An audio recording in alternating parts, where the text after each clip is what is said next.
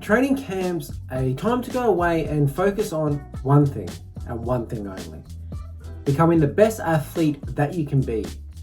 You'll often hear pro riders talk about training camps, but do amateur riders really need them too? For pro riders, it is a vital part of their preparation before race season and a great way of getting the whole team together in one place, especially in those dark and grim winter months. The aim of a training camp is to have the sole focus for the week to be on cycling. There are no other external distractions to get in the way of your training.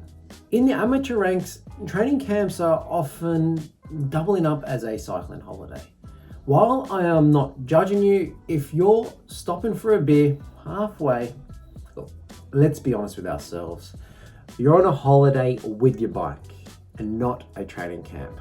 That said, these days I'll be joining you for a post-ride pint in the sunshine.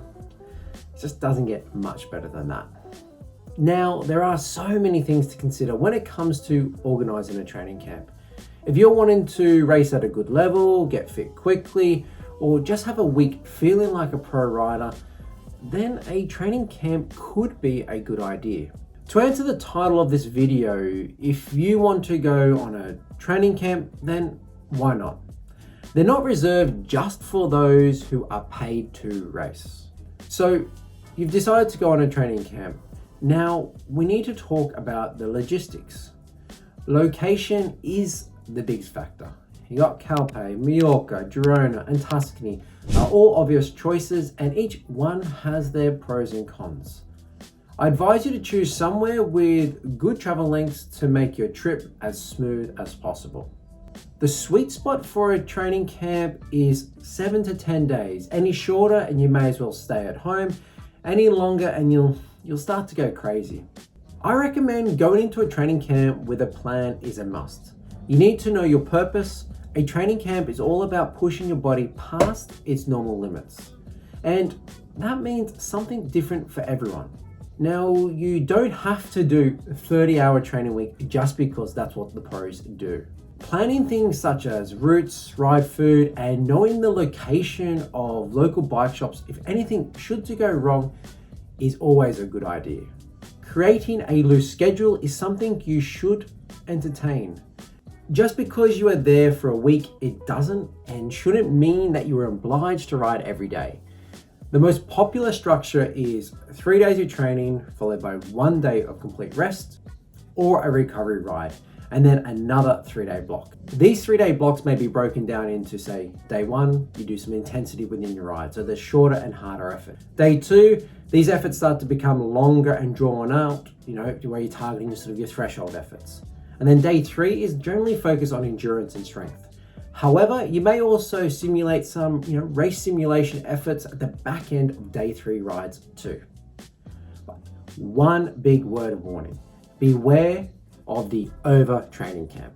Many amateurs go away for a week-long camp and then try to cram it in as many hours as possible. The combination of new roads, better weather, and not having to worry about work means that many get carried away.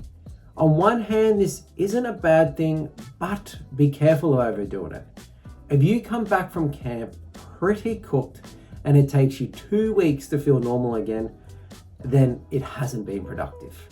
I have fond memories of training camps from my days as a pro. There were a time in a year that you would just simply relax around your teammates and not have that pressure of racing. Training camp is a time where you learn most about your teammates as people, not just as bike racers. My favorite training camp moment was with my first year of Rafa Condorcet back in 2012. It was the first proper training camp I did. I was like a kid in the candy store. It was a time where we received our new equipment and picked up some sweet new kit, as I had just arrived from Australia.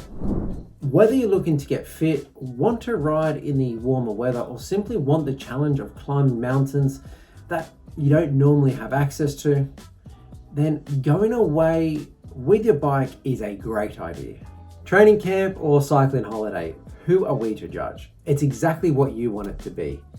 Let us know in the comment section below about your dream location to ride with your bike. And if you made it this far, be sure to like this video and subscribe to the channel too.